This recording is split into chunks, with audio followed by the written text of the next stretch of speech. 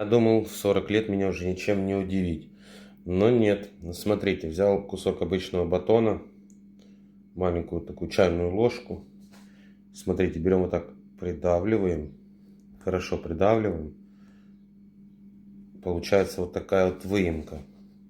Берем немножко сахара, посыпаем, немножко кофе, совсем чуть-чуть. Сюда посыпаем, тщательно перемешиваем. И потом потихоньку вливаем немного воды. Также тщательно перемешиваем. Вот так. Переворачиваем с обратной стороны. Видите, вот эта выемка. Нет ни кофе, ни сахара.